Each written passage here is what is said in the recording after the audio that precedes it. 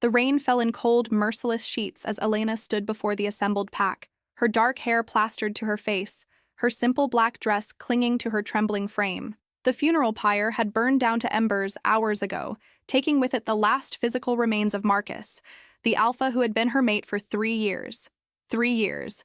It felt like both an eternity and a heartbeat. The pack gathered in a semicircle around the ceremonial grounds, their faces illuminated by torches that sputtered and hissed in the downpour. Elena could feel their eyes on her, some pitying, most contemptuous, all judging. She kept her gaze fixed on the wet ground, counting the droplets that fell from her nose, trying to find something, anything, to anchor herself to reality. Elena Morrison. The voice cut through the rain like a blade. It belonged to Damien, Marcus's younger brother, who had assumed the alpha position mere hours after Marcus's death. His tone carried none of the warmth he had once shown her, back when she had been the alpha's chosen mate, before her failure had become the pack's greatest disappointment. She forced herself to look up, to meet his steel-gray eyes. Damien stood on the raised platform where the Council of Elders sat in their ceremonial robes, looking every bit the alpha Marcus had been, tall, broad-shouldered, commanding. But where Marcus had possessed a quiet strength tempered with compassion, Damien's power felt sharp and unforgiving. "You have been called before this council to answer for your failures as the alpha's mate," Damien continued, his voice carrying across the grounds with practiced authority. 3 years have passed since your bonding ceremony. 3 years, and you have produced no heirs to continue the alpha bloodline. Elena's hands clenched at her sides. She had known this moment would come, had felt it approaching like a distant storm since the day the doctors had delivered their diagnosis. But knowing hadn't made it any easier to endure. "The pack requires strong leadership," Elder Margaret spoke up, her ancient voice quavering but firm. She had been Marcus's mentor, had blessed their union with her own hands. Now she looked at Elena as though she were a stranger. Leadership that passes from father to son, from blood to blood. Without heirs, the alpha line is broken. Without heirs, you have failed in your most sacred duty. I loved him. The words escaped Elena's lips before she could stop them, raw and desperate. I loved Marcus with everything I had. I wanted nothing more than to give him children, to build a family. Love is not enough. The shout came from somewhere in the crowd, followed by murmurs of agreement that rippled through the assembled wolves like a wave. The alpha deserved better. He should have chosen someone stronger. Elena flinched as if struck. The words hit harder than any physical blow could have, because she had heard them echoed in her own mind 1,000 times, during the sleepless nights when Marcus would hold her close and promise that it didn't matter, that they had time, that children would come when they were meant to. But time had run out. Marcus had been killed in a border skirmish with a rival pack 3 weeks ago, his life cut short at 32, and Elena's failure had become the pack's collective shame. "The medical reports are clear," Damien said, pulling a folder from beneath his cloak and holding it up for all to see. "Multiple healers, both within our pack and from allied territories, have confirmed that Elena is unable to bear children. She is barren." The word hung in the air like a curse. Barren, empty, worthless. Elena's vision blurred with tears she refused to let fall. She would not give them the satisfaction of seeing her break. Not here, not in front of everyone who had once called her Luna, who had once bowed their heads in respect when she passed. "By the ancient laws that govern our kind," Elder Thomas intoned, opening the great leather-bound book that contained centuries of pack tradition, "a mate who fails to produce an heir within 5 years may be set aside. Given the alpha's untimely passing and the urgent need for stable succession, this council has voted to invoke an emergency provision." Elena's heart stopped. She knew what was coming, had known from the moment they summoned her, but hearing the words spoken aloud made it terrifyingly real. "Elena Jade Morrison," Damien's voice was ice. "You are hereby stripped of your title as Luna. Your bond to this pack is severed. You are exiled from packlands, effective immediately. You will take only what you can carry and you will leave before dawn. Should you ever return, you will be treated as a rogue and dealt with accordingly." The world tilted beneath Elena's feet. Exile.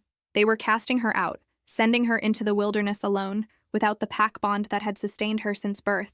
Wolves were pack animals. They lived together, hunted together, died together. To be cast out was a fate worse than death, a slow withering of the soul as the severed pack bonds left a hollow ache that never healed. "Please." The word came out as barely a whisper, her pride crumbling in the face of sheer terror. "Please, this is my home. These are my people. I have nowhere else to go." "You should have thought of that before you failed your alpha," a voice called from the crowd. Others joined in, a chorus of condemnation that grew louder with each passing second. "She never deserved him," Marcus should have chosen a stronger mate. The pack needs fresh blood, not damaged goods. Elena's legs gave out and she collapsed to her knees in the mud, the cold water soaking through her dress. She pressed her hands to the earth, feeling the land that had been her birthright slipping away like sand through her fingers. "I have served this pack my entire life," she said, her voice breaking. "I have stood beside Marcus through every challenge, supported every decision, cared for every member as if they were my own family. Does that count for nothing?" "It counts for nothing without heirs," Damien said flatly. "The pack cannot afford sentiment. We need strength, continuity, survival. You represent failure, and we cannot build a future on failure." Elder Margaret rose from her seat, her ceremonial staff thumping against the wooden platform. "The decision is final, child. You have until dawn to gather your belongings. May the moon goddess guide your path wherever it may lead." The dismissal was absolute. One by one, the pack members turned their backs on her, an ancient gesture of complete rejection. Even those who had been her friends, her confidants, could not meet her eyes as they walked away, returning to their warm homes and their intact lives. Elena remained kneeling in the rain long after the grounds had emptied, long after the torches had been extinguished, long after she could no longer tell the difference between the water streaming down her face and her own tears. Somewhere in the distance, a wolf howled, a mournful sound that echoed the grief clawing at her chest. Finally, when the first hints of gray touched the eastern sky, she forced herself to stand. Her legs were numb from the cold, her dress ruined beyond repair, but she made herself walk back to the small cabin she had shared with Marcus at the edge of pack territory. Everything inside was exactly as they had left it. Marcus's jacket still hung on the hook by the door. His coffee mug sat in the sink waiting to be washed. The book he had been reading lay open on the nightstand, marked at page 147, a page he would never finish. Elena moved through the rooms like a ghost, gathering what little she could carry: a change of clothes, a water bottle, a hunting knife Marcus had given her on their first anniversary, a small photograph of them together, taken during happier times when the future had seemed bright and full of promise. She paused at the doorway, taking one last look at the only real home she had ever known. Then she stepped out into the pre-dawn darkness and began walking toward the forest that bordered packlands, toward the unknown that awaited beyond. The boundary line was marked by ancient stones carved with pack symbols, worn smooth by centuries of weather and time. Elena stopped at the edge, her hand resting on the last stone, feeling the hum of pack magic thrumming beneath her palm. Once she crossed this line, the bond would sever completely. She would be truly alone. She closed her eyes and took a deep breath. Then she stepped over the boundary. The sensation was immediate and agonizing, like having a part of her soul ripped away. The constant background awareness of the pack, the subtle connection to dozens of other minds and hearts, vanished in an instant, leaving behind a void so vast and dark that Elena gasped and stumbled, catching herself against a tree. She stood there for several minutes, breathing hard, waiting for the worst of the pain to subside. When she finally opened her eyes, the world looked different, duller, emptier, as if someone had drained all the color from the landscape. Elena forced herself to start walking deeper into the forest. She had no destination in mind, no plan beyond putting as much distance as possible between herself and the pack that had rejected her. The trees grew thicker here, their branches forming a canopy that blocked out most of the weak morning light. The underbrush caught at her clothes and scratched her exposed skin, but she barely felt it. Hours passed in a blur of automatic movement. Walk, breathe, don't think, don't feel, just survive. When the sun reached its zenith, Elena finally allowed herself to stop. She had reached a small clearing beside a narrow stream, the water running clear and cold over smooth stones. Her entire body ached with exhaustion, not just physical, but the bone-deep weariness that came from grief and heartbreak, and the severing of fundamental connections. She knelt beside the stream and cupped her hands, drinking deeply. The water was sharp and clean, tasting of minerals and moss and wild things. It was nothing like the filtered water from pack territory, but it would sustain her. As Elena sat back on her heels, surveying her surroundings with numb detachment, the full weight of her situation finally crashed down upon her. She was alone, truly, completely alone. No pack to protect her, no mate to support her, no home to return to. She was a lone wolf in the most literal and devastating sense. The smart thing would be to try to find another pack, to petition for sanctuary, to rebuild some semblance of the life she had lost. But the thought of facing another group of wolves, of having to explain her failure, of potentially being rejected again, was more than she could bear. No, she would make it on her own, somehow. Elena spent the next several days wandering deeper into the wilderness, following game trails and stream beds, searching for somewhere, anywhere, that might serve as a temporary shelter. She avoided other wolves, skirting around territories marked by scent markers and claw marks on trees. She hunted small game when hunger became unbearable, though her wolf form felt strange and incomplete without the pack bond to ground her. On the fourth day, as dusk painted the sky in shades of purple and gold, Elena stumbled upon a cave half hidden behind a curtain of hanging vines. It was small and shallow, barely deep enough for her to lie down in, but it was dry and relatively protected from the elements. More importantly, it showed no signs of recent habitation. She gathered what dry wood she could find and built a small fire near the cave entrance, then sat with her back against the stone wall, watching the flames dance and flicker. This was her life now. Cold caves and loneliness, survival without purpose, existence without joy. Elena pulled the photograph from her pocket, studying Marcus's face in the firelight. He smiled out at her from the frozen moment, his arm around her shoulders, his eyes full of love and promise. Looking at it hurt more than she could have imagined, but she couldn't seem to put it away. "I'm sorry," she whispered to the image, her voice rough from days of disuse. "I'm so sorry I couldn't give you what you needed. I'm sorry I failed you." The fire crackled in response, offering no comfort, no absolution. Elena tucked the photograph back into her pocket and pulled her knees to her chest, staring out at the darkening forest beyond her small circle of light. This was her life now. This was all she had left. She must have dozed off because she woke with a start to find the fire had burned down to glowing coals, and full darkness had fallen. Something had disturbed her. A sound, perhaps, or a shift in the air. Elena sat perfectly still, her senses straining to identify the source of her unease. There. A soft whimpering sound, barely audible over the whisper of wind through the trees. Her first instinct was to ignore it, to stay hidden in her cave and let whatever was out there sort itself out. She had her own survival to worry about. But the sound came again, a plaintive, desperate cry that tugged at something deep in her chest. Against her better judgment, Elena crept out of the cave, moving silently through the undergrowth toward the source of the noise. The moon had risen, nearly full, casting silver light through the trees and creating shadows that seemed to shift and move with a life of their own. She followed the whimpering for several minutes until she reached a small hollow formed by the twisted roots of an enormous oak tree. There, huddled together in a pathetic pile, were 4 wolf pups. Elena's breath caught in her throat. The pups couldn't have been more than 6 or 7 weeks old, their eyes barely open, their fur matted and dirty.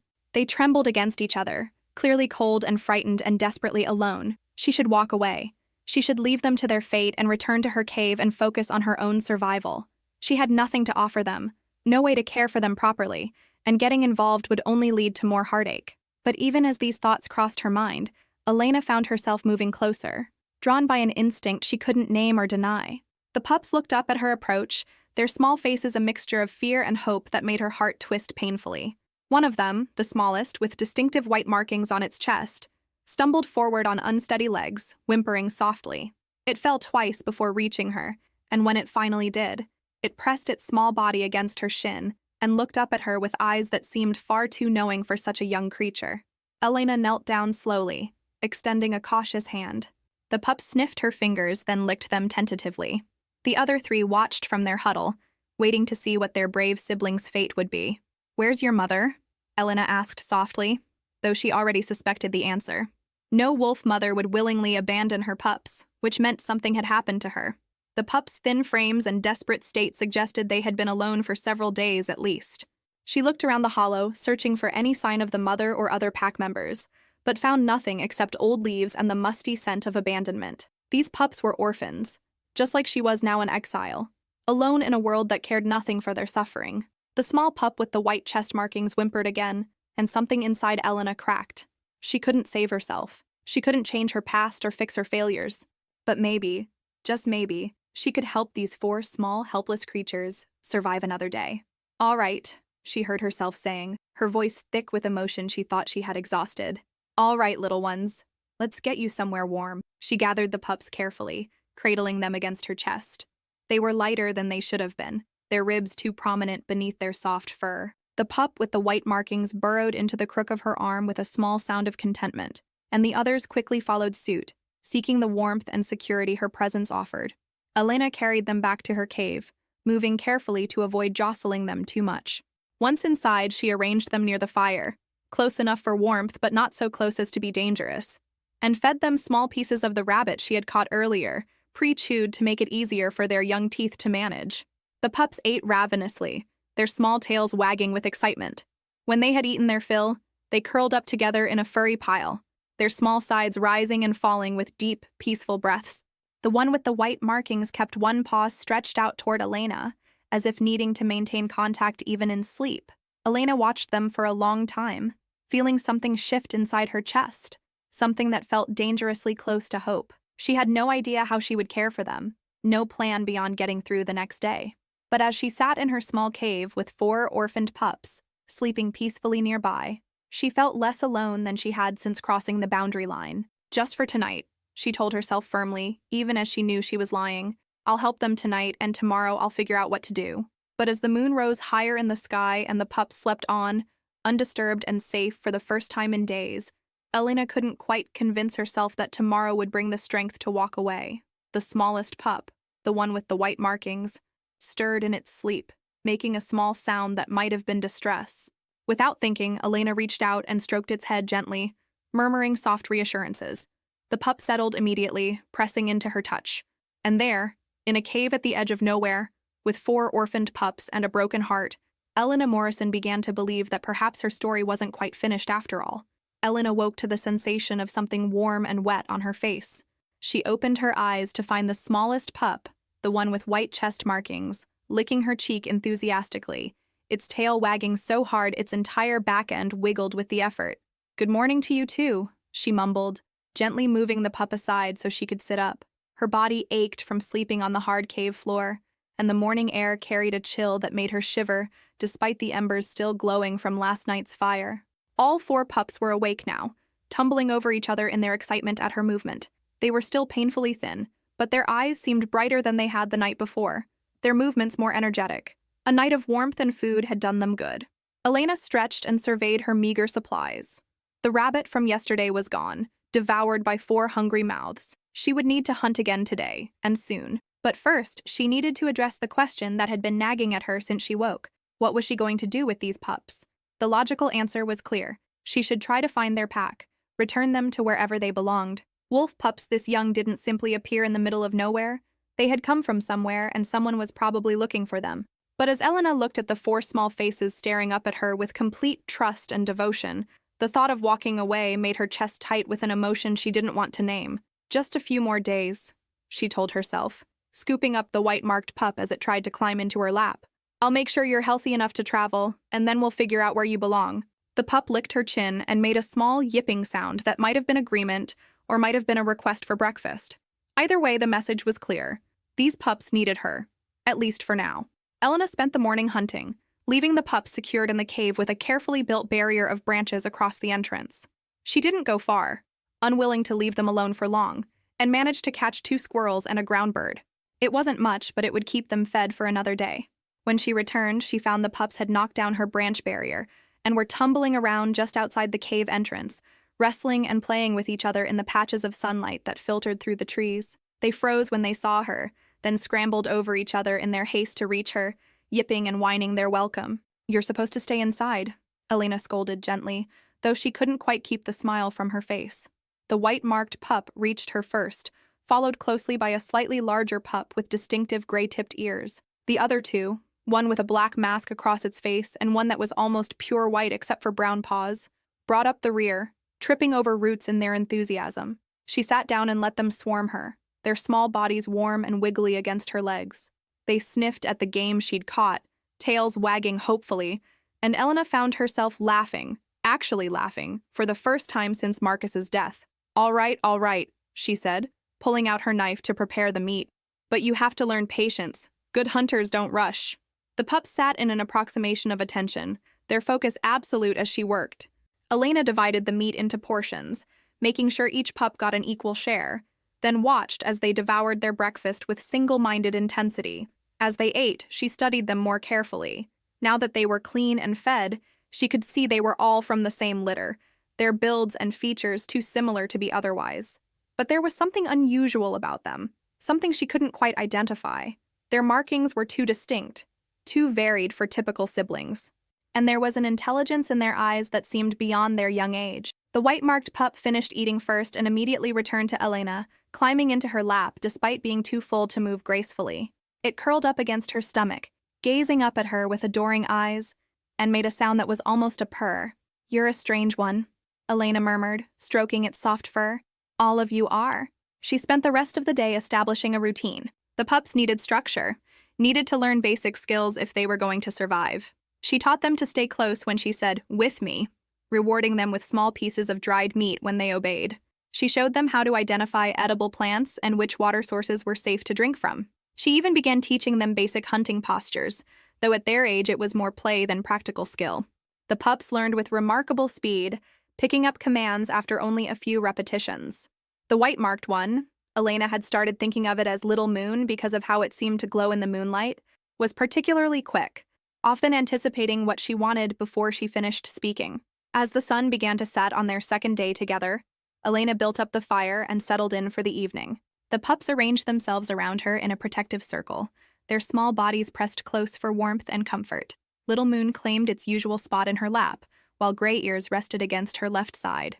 Black Mask and Brown Paws curled up by her feet, already dozing. Elena found herself running her fingers through their fur, marveling at how natural this felt. For the first time since her exile, she didn't feel the crushing weight of loneliness. The emptiness left by the severed pack bond was still there.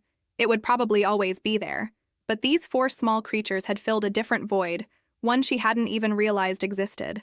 "I should give you proper names," she said quietly, more to herself than to them.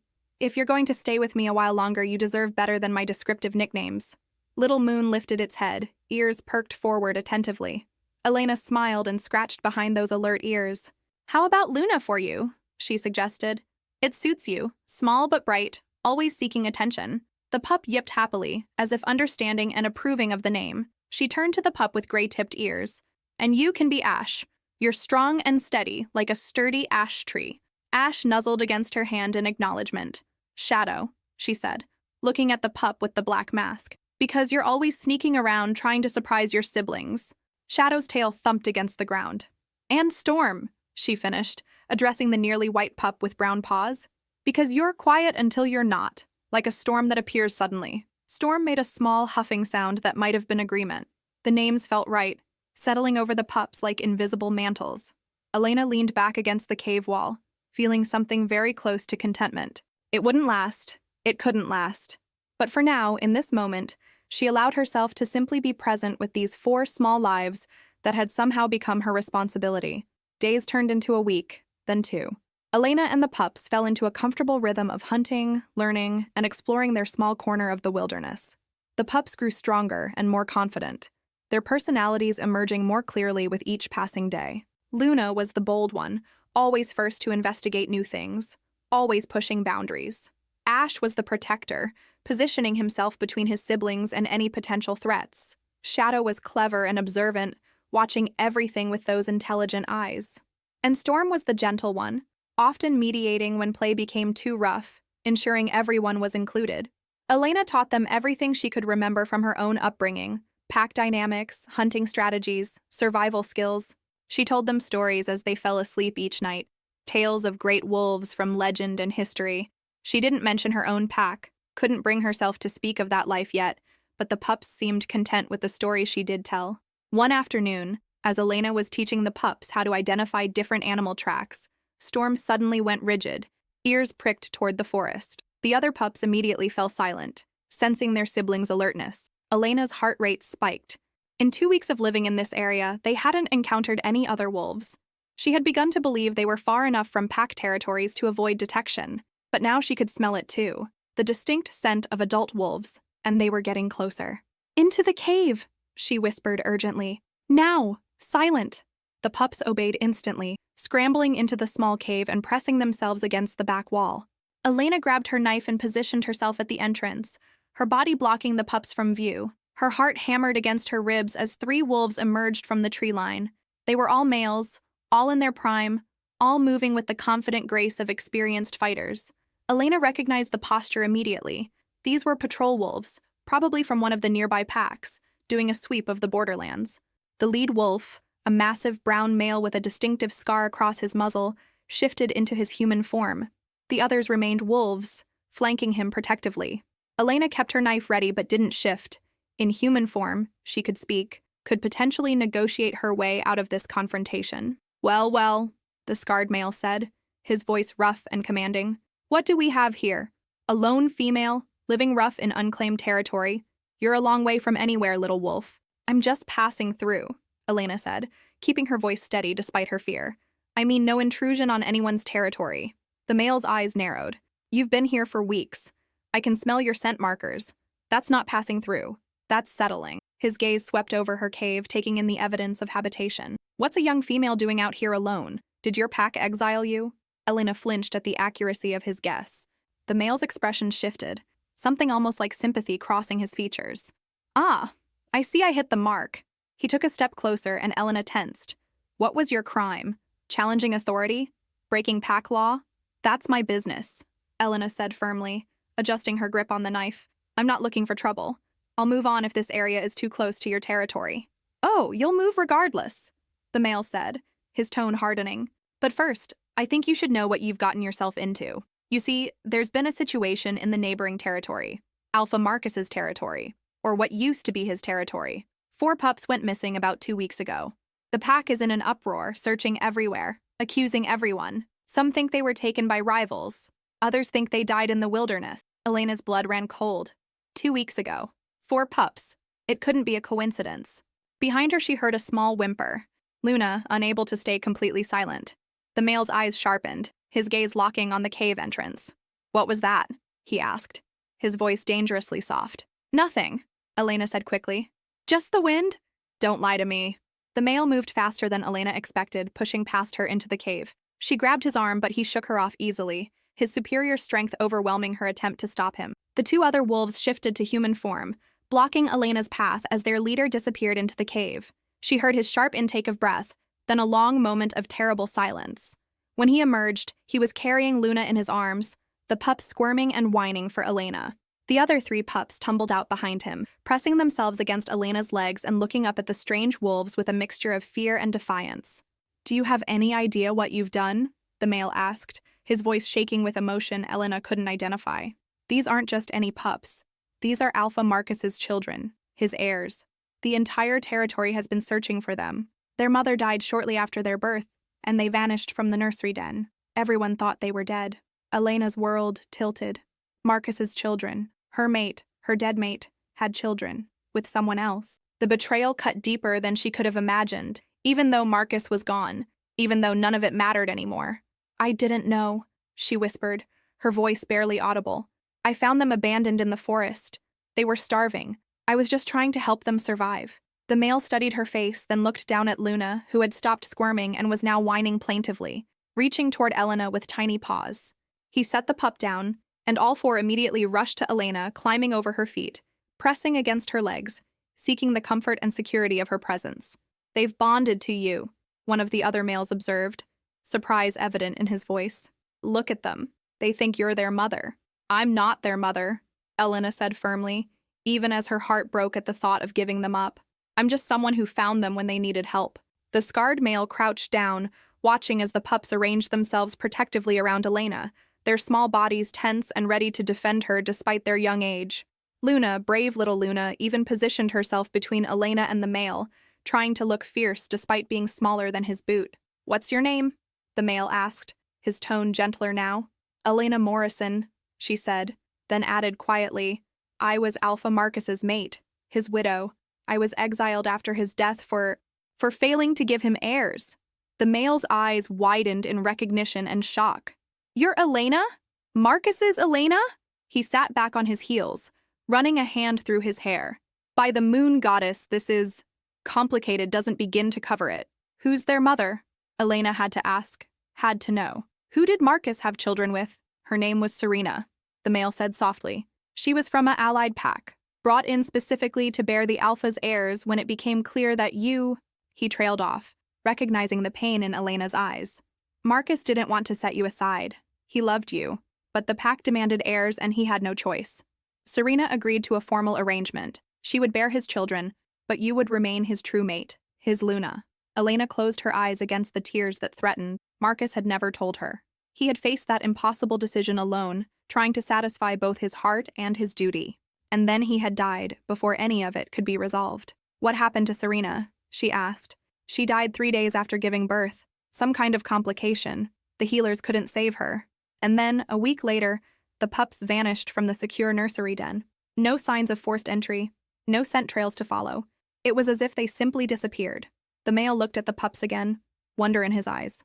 But here they are, alive, healthy even, because you cared for them. What happens now? Elena asked, though she already knew the answer. These weren't her pups. They belonged to a pack, to a legacy, to a future she could never be part of. The male stood, his expression troubled.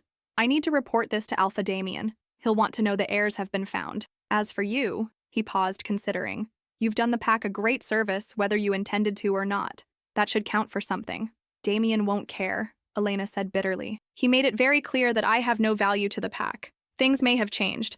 The pack has been in chaos without the heirs.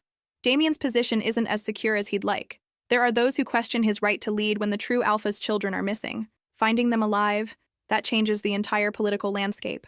The male gestured to his companions. We need to take the pups back. Tonight. The pack needs to know they're safe. No! The word burst from Elena before she could stop it. All 4 pups pressed closer to her, whining their agreement. They're not ready. They're still too young, too vulnerable. Just a few more weeks. Elena, the male said gently but firmly. They're Alpha heirs. Every day they're missing is another day the pack tears itself apart.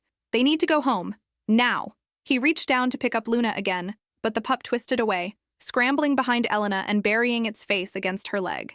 The other 3 did the same, creating a small fortress of puppy bodies around their chosen protector. Come on, little ones, the male coaxed, his voice softening. We're going to take you home, where you belong, to your pack, your family. But the pups wouldn't budge. When one of the other males tried to approach, Ash actually snapped at him. A tiny, ineffective bite, but a clear message nonetheless. The scarred male straightened, frustration evident on his face. This is going to be difficult. They're too young to understand reason, and forcing them will only traumatize them. Let me come with you, Elena heard herself saying, just to help with the transition. Once they're settled with the pack, once they understand they're safe, I'll leave. But please don't just tear them away. They've already lost so much. The male considered this, exchanging glances with his companions. Finally, he nodded. All right, you can come to the territory border. We'll send word ahead. Let Damien know the situation. But I can't guarantee what kind of reception you'll receive. I don't care about that, Elena said, gathering the pups close. I just want to make sure they're okay. They traveled through the night, Elena carrying Luna while the 3 males took turns carrying the other pups when they grew too tired to walk. The journey back toward pack territory felt surreal. Elena had never imagined she would return, especially not like this. As they drew closer, Elena began to recognize landmarks. A distinctive rock formation, a creek that babbled over smooth stones, trees she had climbed as a child. Each familiar sight made her chest tighten with a complicated mixture of longing and dread. The pups sensed the change in her mood and pressed closer, offering what comfort they could. Luna refused to be carried by anyone but Elena, and the others kept circling back to check on her, even when the males tried to keep them moving forward. They stopped at the boundary line just before dawn. The scarred male, he had introduced himself as Derek, the head of Border Patrol, sent one of his companions ahead to announce their arrival while the rest of them waited in tense silence. Elena sat on a fallen log with the pups arranged around her, trying to memorize every detail. Luna's white chest markings, Ash's gray-tipped ears, Shadow's black mask, Storm's brown paws. These would be her last moments with them, and she wanted to remember everything. "Mama?" Luna whimpered, the sound so clear, so deliberate that everyone froze. "Did that pup just—" Derek started, his eyes wide. "Mama?" Luna said again, more insistently, pawing at Elena's hand. "Mama! Mama! Mama!" One by one, the other pups took up the cry, their young voices forming the word with surprising clarity. "Mama! Mama! Mama!" Elena's vision blurred with tears. "I'm not your mama," she whispered, even as her heart shattered. "Your mama was someone else, someone better, someone who could give you what you needed." But the pups didn't stop. They crowded around her, all trying to climb into her lap at once, all crying for their mama, all choosing her with uncertainty that defied logic or circumstance. Derek shook his head in amazement. "In all my years, I've never seen anything like this. Pups this young shouldn't even be able to form words yet. And to choose someone who isn't their birth mother? It doesn't matter," Elena said, gently setting the pups down despite their protests. "They belong to the pack. That's what matters."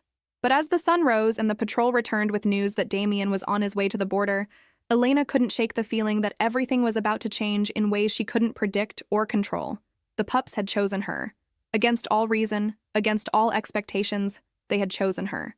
And as Luna pressed against her leg, still whimpering mama with heartbreaking persistence, Elena realized that she had chosen them too. Somewhere in the past 2 weeks, these 4 small lives had become more important to her than her own safety, her own future, her own broken heart. Whatever came next, whatever Damien decided, whatever the pack demanded, she would face it. For them. For the 4 small souls who had somehow found each other in the wilderness and created a family from nothing but need and love and desperate hope. The sound of approaching wolves made Elena straighten her spine and lift her chin. She had been cast out once. She had survived exile and loneliness and the death of everything she had known. She could survive this too. She had to. Because now she had 4 reasons to keep fighting. Damien arrived at the border with an entourage of 12 wolves, a deliberate show of force that made Elena's stomach clench with anxiety. He shifted to human form as he approached, his gray eyes cold and assessing as they swept over the scene before him. The 4 pups, who had been playing quietly near Elena's feet, went completely still at his appearance. Luna pressed herself against Elena's leg, a low whine building in her throat. The other 3 moved to flank their sister, their small bodies tense with an instinct they were too young to understand. "So it's true," Damien said, his voice carrying across the clearing. "The missing heirs have been found, and in the care of my brother's exiled widow, no less. How convenient?"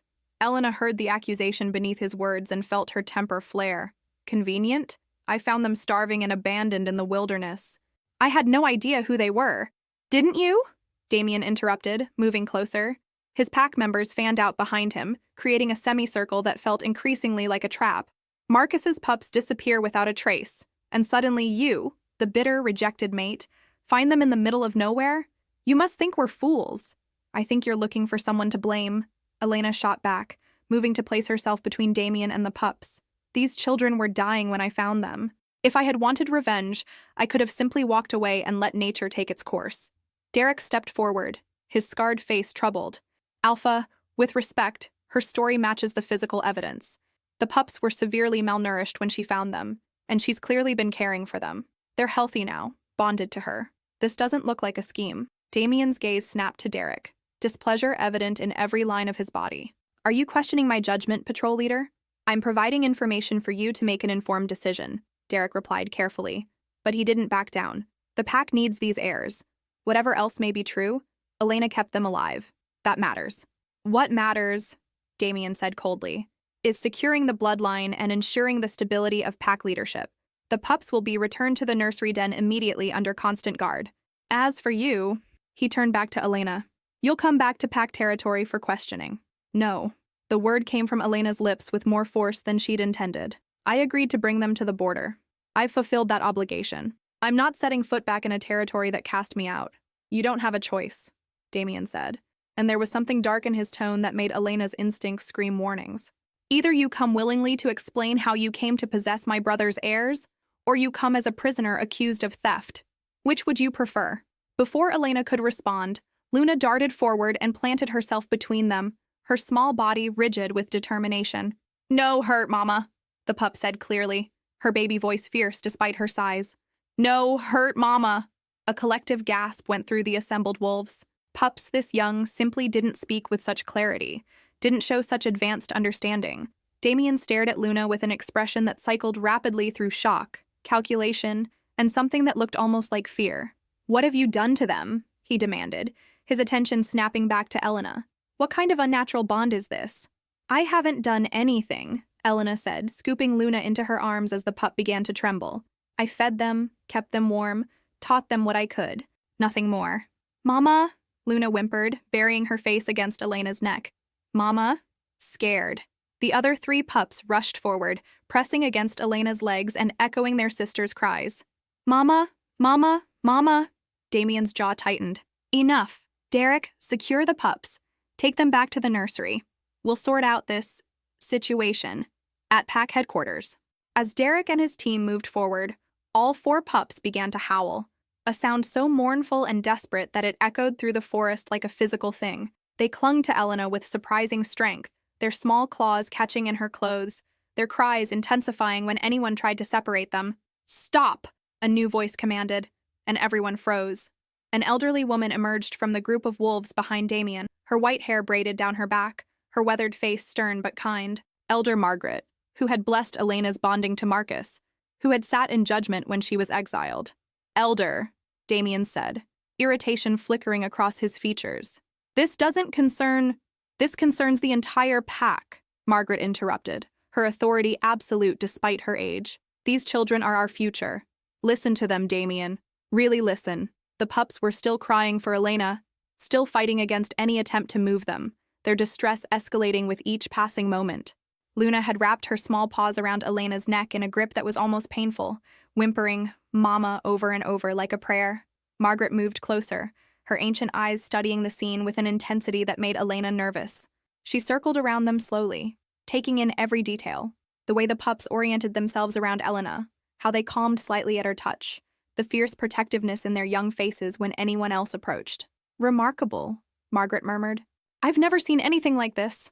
Not in 70 years of pack life. What are you talking about?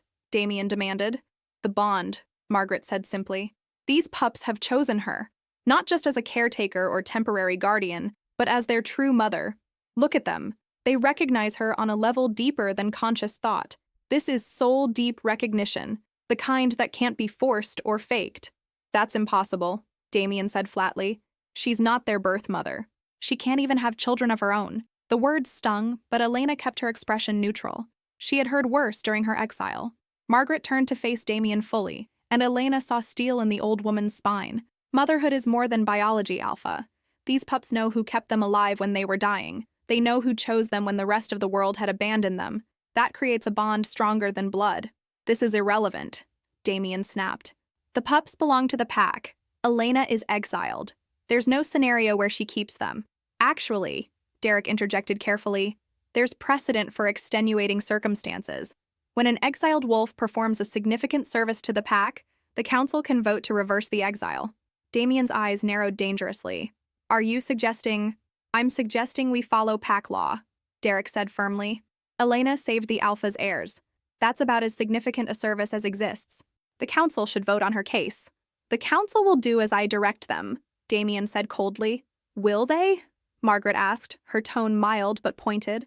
Because from where I stand, you seem rather invested in keeping these children away from the one person they've bonded with. One might wonder why. The tension in the clearing ratcheted up several notches. Damien's pack members shifted uncomfortably, caught between their Alpha's authority and the elders' pointed questions. I have nothing but the pack's best interests at heart, Damien said, but Elena heard the defensiveness beneath his words. Then prove it, Margaret challenged. Allow Elena to accompany the pups back to pack territory. Let the council examine the situation fully and make an informed decision. Unless there's some reason you're opposed to scrutiny. Damien's hands clenched at his sides, his jaw working as he struggled to maintain control. Fine, he finally ground out.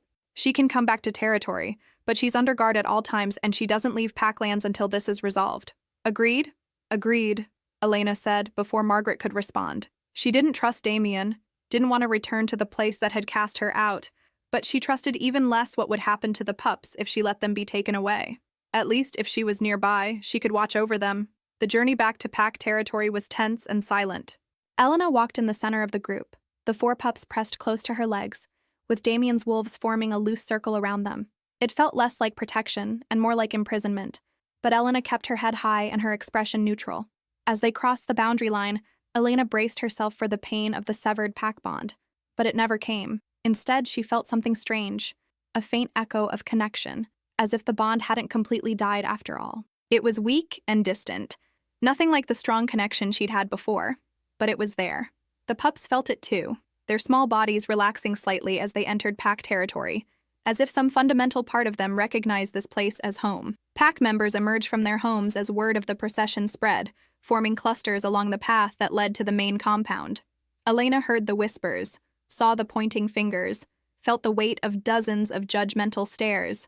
But she also saw shock and relief on many faces when they recognized the pups, saw mothers pressing hands to their hearts in gratitude that the lost children had been found. They were led to a small cabin at the edge of the compound, not the home Elena had shared with Marcus, thankfully, but a simple guest quarters that felt more like a comfortable cell. Damien posted guards outside the door, officially for her protection, though everyone knew their real purpose. The council will convene tomorrow morning, Damien announced from the doorway. "Until then, you're confined to this cabin. The pups will be taken to the nursery." "No." Elena moved to block the door, the pups scrambling to arrange themselves around her. "They stay with me tonight. They're upset and traumatized. Separating them now would be cruel. They need to learn to be without you," Damien said coldly. "You're not their mother, no matter what they call you." "Then it won't matter if they spend one more night with me, will it?" Elena challenged. "If the bond is as meaningless as you claim, they'll adjust easily to the nursery tomorrow." Damien's expression darkened, but before he could respond, Margaret appeared beside him. "She makes a valid point, Alpha. One night won't make a difference, and the pups have been through enough upheaval. Let them settle tonight and we'll address the permanent arrangements after the council meeting." For a moment, Elena thought Damien would refuse. His eyes burned with frustration and something darker, something that made her deeply uneasy. But finally, he nodded curtly. "One night," he said. "But guards remain posted. If you try to run—" "I won't," Elena said firmly. "I agreed to stay until this is resolved, and I keep my word." After Damien left, Margaret lingered in the doorway. "May I come in?" she asked gently. Elena nodded, surprised by the courtesy. The pups watched Margaret warily, but didn't protest as she entered and settled into a chair near the small fireplace. "You must have questions," Margaret said. "Hundreds," Elena admitted, sitting on the floor so the pups could climb into her lap. "Starting with why you're helping me. You voted to exile me." "I voted for what I believed was best for the pack," Margaret said quietly, "and I still believe that decision was correct, given what we knew at the time. But circumstances have changed dramatically. Because of the pups. Because of many things." Margaret's gaze grew distant. "There are things about Marcus's death, about Serena's death, about the pups' disappearance, that don't add up. Too many convenient coincidences. Too many questions without answers." Elena's heart began to race. "What are you saying?" "I'm saying that I've lived long enough to recognize when something isn't right. Marcus was a strong alpha in his prime. His death in a border skirmish was sudden and unexpected. Serena was young and healthy. Her death from childbirth complications raised eyebrows among the healers. And then the heirs vanished from a supposedly secure nursery without a trace."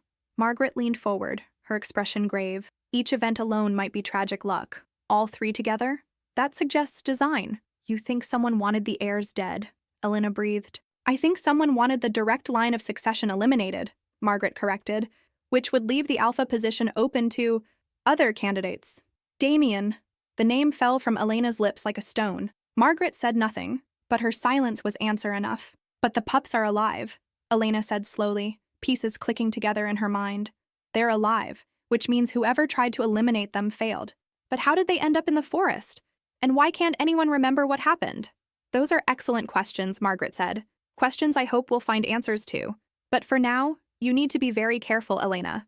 If my suspicions are correct, you and these pups represent a significant threat to certain interests within the pack. People who want power don't give it up easily." A chill ran down Elena's spine. "You think Damien will try to hurt them?" "I think Damien will do whatever he believes is necessary to secure his position," Margaret said carefully. "Which is why the council meeting tomorrow is so important. We need to establish legal protection for these children, and for you as their chosen guardian. Pack law is our strongest defense. Even if the council rules in my favor, Damien won't accept it," Elena said. "He made it very clear that he controls the council." "He believes he does," Margaret said with a small smile. "But the council is made up of 7 members, and we each have our own minds. Damien has influenced 3 of them through various means: promises, threats, political alliances. But 4 of us remain independent. If we can sway just one of his supporters, we can overturn his decisions." "And you think my situation with the pups could do that?" "I think the sight of the Alpha's heirs choosing their protector over their own pack's leadership will raise questions that Damien won't want to answer," Margaret said. "Especially when people start asking why he's so eager to separate children from the only mother figure they've known." Luna, who had been dozing in Elena's lap, stirred and murmured "Mama" in her sleep. The sound made Elena's chest ache with fierce protectiveness. "I never wanted this," she said quietly. "I never wanted to be caught up in pack politics or power struggles. I just wanted a quiet life with Marcus. Maybe children someday. A chance to serve the pack in whatever small ways I could. Life rarely gives us what we want," Margaret said gently, "but sometimes it gives us what we need, even if we don't recognize it at first. These pups needed you, and perhaps you needed them too." After Margaret left, Elena built up the fire and settled the pups for the night. They were exhausted from the long journey and the emotional stress of the day, and they fell asleep quickly in a warm pile around her. But Elena couldn't sleep. Her mind raced with everything Margaret had revealed, with implications and possibilities that grew more disturbing the more she considered them. If Damien had orchestrated Marcus's death, had arranged for Serena's death, had tried to eliminate the heirs, what would he do now that his plans had been disrupted? She thought about the way he had looked at the pups, the calculation in his eyes, the barely concealed frustration when they called her Mama. He didn't want these children to survive. Every instinct Elena possessed screamed that warning. She pulled the sleeping pups closer, breathing in their puppy scent, feeling the solid warmth of their small bodies against hers. She had lost so much: her mate, her pack, her home, her future. She couldn't lose them too. Somewhere in the darkness outside, an owl hooted. The guards changed shifts with a murmur of low voices.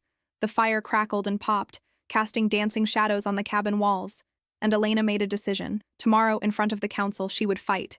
Not just for her own reinstatement, not just to prove her innocence, but for these 4 small lives that depended on her. She would expose Damien's schemes, would demand justice for Marcus and Serena, would protect the true heirs with everything she had. She had been cast out as weak and worthless, had accepted that judgment and tried to disappear into the wilderness.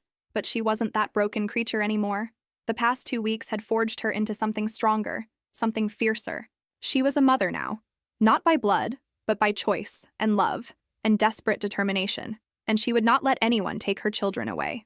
Luna stirred in her sleep, one small paw reaching out to rest on Elena's hand. In the firelight, her white chest markings seemed to glow with an inner light, beautiful and pure and impossibly precious. "I've got you," Elena whispered to the sleeping pups. "All of you. I promise. I've got you." Outside, the night deepened and the stars wheeled overhead, indifferent to the dramas of wolves and power and love. But inside the small cabin, a family, strange and unexpected and absolutely real, held together against whatever tomorrow might bring. The pups dreamed their puppy dreams, safe and warm and loved. And Elena kept watch, preparing for the battle ahead, knowing that everything would change when the sun rose. Dawn broke over pack territory with a clarity that felt almost ominous. Elena stood at the small cabin window, watching the sky transform from deep purple to rose gold, the 4 pups still sleeping peacefully behind her. She had spent most of the night awake, rehearsing what she would say to the council, preparing herself for every possible outcome. A soft knock at the door made her turn. Margaret entered carrying a simple dress, deep forest green, well-made but not ostentatious. "For the council meeting," the elder said, laying it across the back of a chair. "You'll want to look presentable but not presumptuous. This strikes the right balance." "Thank you," Elena said, touched by the thoughtfulness. "What should I expect today?" Margaret settled into the chair, her weathered hands folded in her lap. "The council will hear testimony from Derek about finding you and the pups, from Damien about the circumstances of their disappearance, and from you about how you came to care for them. Then we'll vote on whether to reverse your exile, and what role, if any, you should have in the heirs' lives going forward. And if Damien has already secured the votes he needs, then we fight harder," Margaret said with a grim smile. "I've been speaking with the other independent council members through the night. Elder Thomas is sympathetic to your situation. He never liked how your exile was handled. Elder Sarah is undecided, but willing to listen. If we can convince her, we have a majority." Behind them, the pups began to stir, yawning and stretching and tumbling over each other in their morning routine. Luna was first to notice Elena was awake and scrambled over to her, tail wagging furiously. "Mama! Mama, up!" The other 3 quickly joined their sister, all clamoring for Elena's attention. She knelt down and gathered them close, breathing in their warm puppy scent, trying to memorize this moment in case it was one of the last peaceful ones they had. "Listen to me, little ones," she said softly, looking each pup in the eye. "Today is going to be very important. There will be lots of people, lots of talking. I need you to be brave and stay close to me. Can you do that?" 4 small heads nodded solemnly, their young faces unusually serious. They might not understand everything, but they sensed the gravity of the situation. "Good. Remember, no matter what happens, I love you. All of you. That will never change." "Love, Mama," Luna said firmly, and the others echoed her sentiment with varying degrees of clarity. Margaret watched this exchange with soft eyes. They're remarkable children. Marcus would be proud. The mention of Marcus sent a pang through Elena's chest. I wish he could see them. He wanted children so badly. "Perhaps he does see them," Margaret said quietly. "The old legends speak of spirits watching over those they loved. If any of that is true, Marcus is watching, and I think he would be grateful that his children found their way to you." 2 hours later, Elena stood before the assembled council in the Great Hall, the 4 pups arranged at her feet. The hall was packed with pack members. Apparently, word of the hearing had spread, and everyone wanted to witness the outcome. The council sat at an elevated table at the front of the hall, 7 elders who collectively held the power to make or break her future. Damien sat in the Alpha's chair at the center, flanked by his supporters. Margaret, Thomas, and Sarah occupied seats on the opposite side, with one undecided elder, Marcus's old friend Robert, sitting slightly apart from both groups. This council is convened to address the matter of Elena Morrison and the Alpha's heirs, Damien announced, his voice carrying through the hall. We will hear testimony, examine evidence, and render judgment. Derek of the Border Patrol, please present your account. Derek stepped forward and recounted the events clearly, finding Elena in the wilderness, discovering the pups in her care, observing their unusual bond. He was factual and measured, neither defending nor condemning Elena, simply presenting what he had witnessed. The pups were healthy and well cared for, he concluded. They showed clear signs of bonding with Elena and distress when separated from her. In my professional opinion, she saved their lives. Or she orchestrated their disappearance and rescue to gain sympathy and reinstatement, Damien countered smoothly. Tell me, Derek, did you find any evidence of how the pups came to be in that particular location? Any trail, any scent markers, anything that would explain their journey from the secure nursery to the wilderness? Derek's jaw tightened. No, Alpha. The trail was cold, but that doesn't automatically implicate Elena in... It doesn't exonerate her either, Damien interrupted. He turned to address the council and the assembled pack. Consider the facts. The heirs disappear without explanation. Elena, who was exiled for failing to produce heirs, conveniently finds them weeks later. The pups are bonded to her in an unnaturally strong way. Is this not suspicious? Murmurs rippled through the crowd. Elena felt her stomach clench but kept her expression calm. If I may speak, she said, her voice steady despite her racing heart. Damien's eyes narrowed. You'll have your turn. First, I want the council to hear from our head healer about the nature of the pups' condition when they disappeared, and what she observed when they were brought back. An elderly woman with kind eyes and graying hair stepped forward. Elena recognized her as healer Catherine, who had treated her during her failed attempts to conceive. The pups were healthy when I last examined them the day before they vanished, Catherine said. When I saw them this morning, they showed signs of having been malnourished but are recovering well. They're clean, their coats are healthy, and they show no signs of abuse or neglect. And the bond? Damien pressed. You've examined countless pups over the years. Have you ever seen them bond so strongly to someone who isn't their birth mother? Catherine hesitated. No, Alpha. The strength of their attachment to Elena is unusual, but not unnatural. Pups bond with caregivers, especially when those caregivers save their lives. What I'm observing falls within the realm of normal pack behavior, just at the far end of the spectrum. Or beyond it, Damien suggested. I've seen nothing to suggest anything supernatural or manipulative has occurred, Catherine said firmly. Just a strong maternal bond formed under extraordinary circumstances. Damien looked frustrated, but gestured for Catherine to step back. Very well. Elena Morrison, you may present your account. Elena took a deep breath and stepped forward, the pups moving with her like small shadows. Every eye in the hall was on her, judging, assessing, waiting to see if she would condemn herself with her own words. I was exiled 3 weeks ago, she began, her voice clear and strong. I accepted that judgment and left pack territory, intending to survive alone in the wilderness. I had no intention of ever returning, no desire to cause trouble or seek revenge. I just wanted to disappear. She paused, gathering her thoughts. 2 weeks ago, I found these 4 pups abandoned in the forest. They were starving, filthy, and terrified. I had no idea who they were or where they came from. I only knew they would die if someone didn't help them. So you helped them out of the goodness of your heart? Damien's tone was mocking. Despite having every reason to hate this pack and everyone in it? I helped them because they were innocent lives in need, Elena said firmly. Because whatever this pack did to me, it wasn't their fault. Because leaving them to die would have made me into something I refused to become. She looked down at the pups, who gazed up at her with complete trust. I didn't know they were Marcus's children until Derek told me. If I had known, I would have brought them back immediately. But by then, they had bonded with me, and I with them. They started calling me Mama, not because I taught them to, but because that's what I became to them. Convenient, Damien muttered. It's the truth, Elena shot back, her patience fraying. I understand why you're suspicious. I understand why this situation seems impossible. But answer me this. Alpha, if I wanted revenge, if I wanted to hurt this pack, why would I keep the heirs alive? Why not let them die in the wilderness and eliminate the succession entirely? Why care for them so well that even your own healer confirms they're healthy?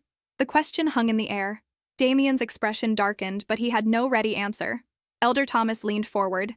The girl makes a valid point. Her actions don't align with the accusations you're implying, Damien. Unless this is a longer game, Damien argued. Gain sympathy, get reinstated, position herself as mother to the heirs, and suddenly she has power in the pack again. And if that were my goal, Elena said coldly, wouldn't I have been smarter about it? Wouldn't I have found the pups closer to pack territory, where my rescue would be witnessed? Wouldn't I have come running back immediately instead of trying to care for them alone in the wilderness? Margaret spoke up. I've known Elena since she was born. She has never shown any interest in power or politics. She loved Marcus genuinely and served the pack faithfully. Nothing in her history suggests the kind of calculated manipulation you're describing. People change when they're desperate, Damien countered. Yes, Margaret agreed. They often become stronger and braver, which is exactly what I see in Elena now. The council chamber erupted in whispered conversations. Elena could see the tide beginning to turn. Pack members who had looked at her with suspicion now seemed thoughtful, reconsidering their initial judgments. Damien sensed it too. His hands gripped the armrests of his chair. His jaw clenched with barely controlled frustration. Enough debate. Let's address the real question. What happens to the heirs? They need to be raised within the pack, surrounded by tradition and taught what it means to be alpha blood. Elena cannot provide that. Why not? Elder Sarah asked, speaking for the first time. She was Luna. She knows pack traditions, understands leadership, and clearly has the heirs' best interests at heart. She was cast out, Damien said through gritted teeth. Exiled for failing her most basic duty. How can we trust her with the future of this pack? The same way we're trusting you, Elena said quietly, and the hall fell silent. By observing actions, not just making assumptions based on past failures. She knelt down so she was at eye level with the council. I'm not asking to be Luna again. I'm not asking for power or position or anything except the chance to continue caring for these children. They've chosen me. Against all logic, against all tradition, they've chosen me as their mother. Doesn't that count for something? As if on cue, Luna toddled forward and climbed into Elena's lap. Mama good, she said clearly, looking directly at the council. Mama save us. Mama love us. We stay with Mama. The other three pups added their voices in agreement, a chorus of Mama, Mama, Mama, that echoed through the hall. The effect was immediate and profound. Elena saw tears in the eyes of several pack members, saw mothers and fathers exchanging glances that spoke of recognition and understanding. These were parents who knew the bond between mother and child, who could see it displayed so obviously in the pup's behavior. Elder Robert, who had been silent throughout the proceedings, finally spoke. I was Marcus's closest friend. I knew him better than anyone except perhaps Elena herself, and I know what he would want in this situation. Everyone turned to face him, waiting. Marcus believed in second chances, Robert continued. He believed in redemption and growth. He also believed that the best leader was someone who chose to lead out of love, not ambition. He looked at Elena with watery eyes. He loved you deeply, Elena. Even when the pack demanded heirs, even when he had to make impossible choices, he never stopped loving you. And I think he would be honored to know his children found their way to you. This is sentiment, not sense, Damien protested. We need practical solutions. Then here's a practical solution, Margaret interrupted. We reverse Elena's exile conditional on her serving as primary caregiver to the heirs. She raises them here, on pack territory, with full support and resources. The children remain part of the pack, learning their heritage and preparing for their future roles. Elena regains her place in the community, but in a new capacity, not as Luna, but as the Alpha's mother. The term sent a ripple of shock through the assembly. The Alpha's mother was a position of great respect and influence, traditionally held by the reigning Alpha's birth mother. That title belongs to my mother, Damien said coldly. Not to her. Your mother lives in the Southern Territory with your father's pack, Margaret pointed out. She has no interest in raising more children. Besides, the title Alpha's mother goes to whoever raises the Alpha heir, regardless of blood. It's been that way for centuries. Damien's face had gone dangerously still. Elena recognized that expression. Marcus had worn it when he was struggling to control his temper, fighting against rage that wanted to explode outward. You're proposing to give her power over the future Alpha, he said, each word carefully measured. To put the pack's entire future in the hands of someone who was deemed unworthy just weeks ago. I'm proposing we acknowledge what the heirs themselves have already decided, Margaret said calmly. They've chosen their mother. We can either work with that reality or fight against it. Which do you think serves the pack better? I think, Damien started, but he was interrupted by a commotion at the back of the hall. A young wolf burst through the doors, breathing hard, his face pale with fear. Alpha! There's been an incident at the old nursery den. Someone set a fire. The hall erupted in chaos. Pack members surged to their feet, shouting questions, demanding answers. Damien rose from his chair, his expression thunderous. When? He demanded. Sometime last night, we think. It was discovered this morning. The den is destroyed. The young wolf's eyes found Elena and the pups. If the heirs had been there, he didn't need to finish the sentence. Everyone understood. If the pups had been in the nursery as Damien had wanted, they would have died in the fire. Margaret's eyes met Elena's across the chaos, and Elena saw grim confirmation in the elder's gaze. This was no accident. This was proof of the conspiracy they had suspected, evidence that someone wanted these children dead. Convenient timing, Elder Thomas said loudly, his voice cutting through the noise. The heirs return after weeks of being missing, and suddenly the place they were supposed to be sleeping burns down, almost as if someone knew they wouldn't be there and wanted to destroy evidence. Damien's face had gone very pale. Are you accusing me of arson? I'm noting suspicious circumstances, Thomas replied. As should we all. The young messenger shifted uncomfortably. There's more, Alpha. We found traces of accelerant. This wasn't a natural fire. It was deliberately set. By whom? Damien demanded. We don't know yet. But, the messenger hesitated, clearly afraid to continue. The fire was set from the inside. Someone with access to the nursery. Someone who knew the layout. The implications crashed through the hall like a wave. Only pack members had access to the secure nursery. Only someone with authority could have entered without raising suspicion. Elena stood, pulling the pups close to her legs. Her heart was racing, but her mind had gone crystal clear. This was the moment, the pivot point, where everything would change. Members of the council, she said, her voice ringing out across the hall. I'm not asking you to trust me. I'm asking you to trust what's right in front of you. Someone tried to eliminate these children once before. Someone just tried again. And the only reason they're alive is because they weren't where they were supposed to be. She took a deep breath. I don't know who's behind this conspiracy, but I know these pups need protection, and I know I will give my life to provide it. The question is, will you help me, or will you leave them vulnerable to whoever wants them dead? The silence that followed was absolute. Every eye moved between Elena, the pups, and Damien, who stood frozen at the council table, his expression unreadable. Finally, Elder Sarah rose to her feet. I call for an immediate vote on Elena Morrison's reinstatement and appointment as primary caregiver to the Alpha's heirs. All in favor? Margaret's hand shot up, followed by Thomas's and Robert's. After a heartbeat of hesitation, Sarah raised her own hand. 4 votes. A majority. The motion carries, Sarah announced. Elena Morrison, your exile is hereby reversed. You are reinstated to pack membership with all rights and privileges thereof. Furthermore, you are appointed guardian and primary caregiver to the Alpha's heirs, with the title of Alpha's mother, effective immediately. The hall exploded in mixed reactions, cheers from some, protests from others, shocked murmurs from the majority. Elena stood in the center of it all, hardly daring to believe what had just happened. Damien remained standing, his hands gripping the table so hard his knuckles had gone white. This is a mistake, he said, his voice barely controlled. You're putting the pack's future at risk. No, Margaret said firmly. We're protecting it. From whoever set that fire, from whoever orchestrated this entire situation, from threats both known and unknown, these children need a champion, and they've chosen Elena. The council has simply acknowledged that choice. Damien's eyes locked with Elena's, and what she saw there made ice form in her veins. This wasn't over. Whatever he had planned, whatever conspiracy he was part of, it wouldn't end with a council vote. But when Luna pressed against her leg, when Ash and Shadow and Storm formed their protective circle around her, Elena felt something stronger than fear flood through her system. She had a family again. She had a purpose. And she would defend both with everything she had. Thank you, she said to the council, her voice thick with emotion. I won't let you down.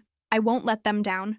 See that you don't, Elder Sarah said, but her tone was kind. You've been given an extraordinary responsibility and an extraordinary chance. Use both wisely. As the council adjourned and pack members began to disperse, Elena felt the weight of dozens of eyes on her, measuring, judging, wondering if she was truly capable of the role she'd been thrust into. Margaret approached and placed a weathered hand on Elena's shoulder. You'll need allies, she said quietly. People you can trust absolutely. I'm one. Derek is another. Robert will support you. Build your network carefully. There are forces working against you that we haven't fully identified yet. I know, Elena said, glancing toward where Damien was engaged in an intense conversation with his supporters. He's not going to accept this. No, he isn't, which means you need to be vigilant. Keep the pups close. Trust your instincts. And remember, you're not alone anymore. That night, Elena was given new quarters. Not the cabin she'd shared with Marcus, but a comfortable home near the center of pack territory, with a yard for the pups to play in, and rooms enough for them all to live comfortably. As she put the exhausted pups to bed, stroking their soft fur and listening to their contented sighs, Elena marveled at how completely her life had transformed. 3 weeks ago, she had been broken and exiled, convinced she had no value, no future, no hope. Now she was the Alpha's mother, guardian to 4 precious lives, a woman with purpose and power and people depending on her. Luna stirred in her sleep, murmuring "Mama" with a smile on her small face. The sound filled Elena's heart with fierce joy and fiercer determination. She had been cast out as worthless. She had been told she could never be a mother, could never fulfill her purpose. But here, in this quiet room with 4 sleeping pups who had chosen her against all odds, Elena Morrison had found her true calling. Not as a Luna defined by her mate, not as a wolf defined by her bloodline, but as a mother defined by her choice to love and protect, no matter the cost. Tomorrow would bring new challenges. Damien would continue plotting. Mysteries would need solving. Conspiracies would need unraveling. But tonight, Elena had won. She had fought for her family and prevailed. And as she drifted off to sleep surrounded by her children, she knew with absolute certainty that she would fight again, as many times as necessary, for as long as they needed her. She had found her pack, not the one she was born into, but the one she had chosen and been chosen by. And nothing, no one, would ever take that away from her again.